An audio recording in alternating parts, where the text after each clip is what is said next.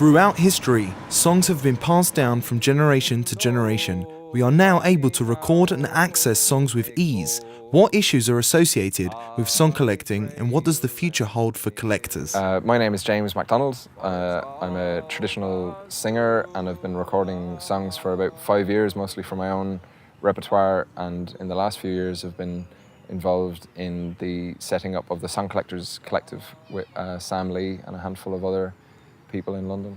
The Song Collectors Collective was the brainchild of a friend of mine, Sam Lee, who had been collecting songs mostly from the English gypsy community, but also from a Scottish traveller called Stanley Robertson. He wanted to connect with me and many other people who were also song collecting, and from that sprang this group of people with various interests, and we've had quite a few meetings to figure out what we can be. We've designed a website and done a lot of field work ourselves, and we've published that on the website, and now we're at we're about to have our second annual conference in which we bring together lots of people with interest and expertise in the field.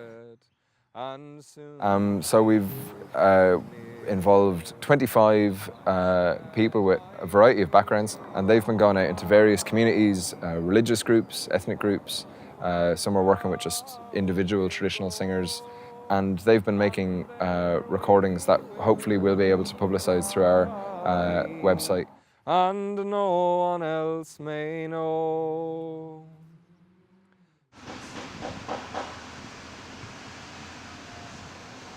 The oral tradition of folk songs passed down highlights the necessity of preserving the past and maintaining it for future generations to come.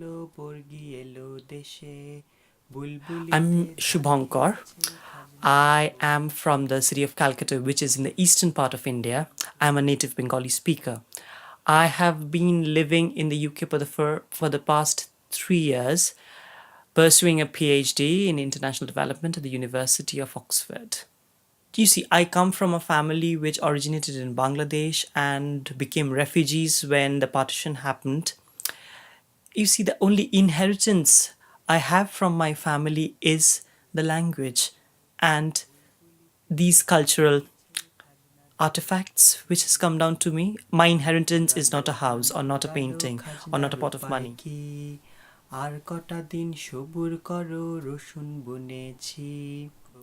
Well, certainly the effort that the Songs Collectors Collective is making is a very significant step in that direction. These things, and not only lullabies, all forms of folk culture needs to be documented and preserved. But we must also remember, our purpose of doing this. If it's documented and it's just lying in an archive for just academic use, academic reference, then, it's as good as, storing a corpse in a mortuary. What needs to be done is that they need to be performed. They need to be popularized.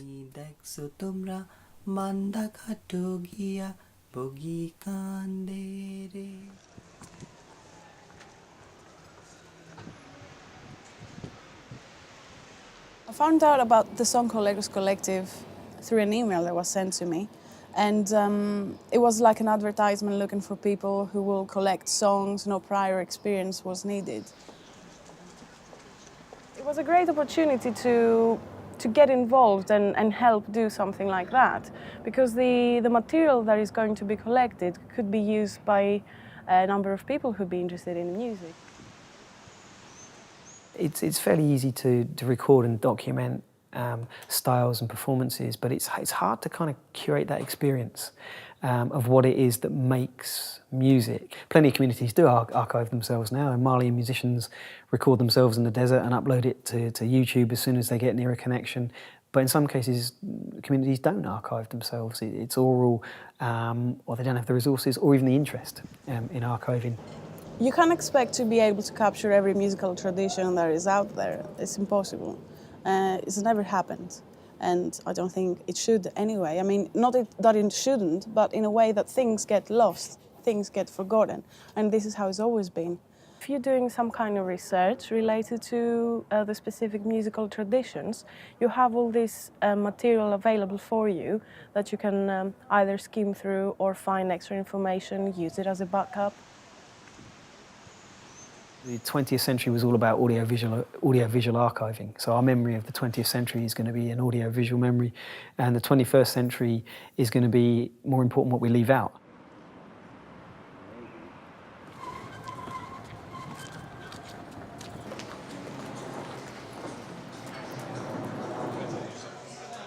Well, I first heard about the Song Collectors Collective through a friend of mine.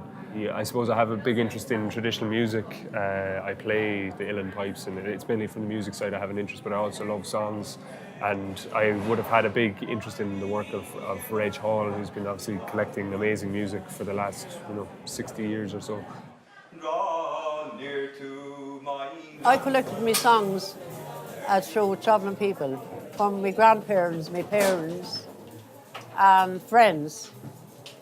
It was a tradition that at night they all got together, they sang songs, they sang them in pubs, they sang them everywhere. I was obsessed with a YouTube song by a woman called Kitty. I've been singing it loads at folk clubs and generally just learning the way she phrased it and all the lilts and slides. And I met James, and it turned out that he recorded her a couple of years ago, maybe, or more recently than that, which is really amazing. Cheers!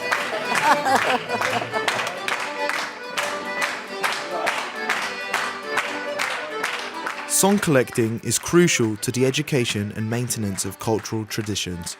The digital age has changed the process of recording and archiving songs drastically, and in turn, organisations and individuals are now helping to keep these songs alive on a local and international level. This free-to-access archive lets anyone with an internet connection dig deeper in understanding their roots and musical past, guiding them towards a continuing musical future.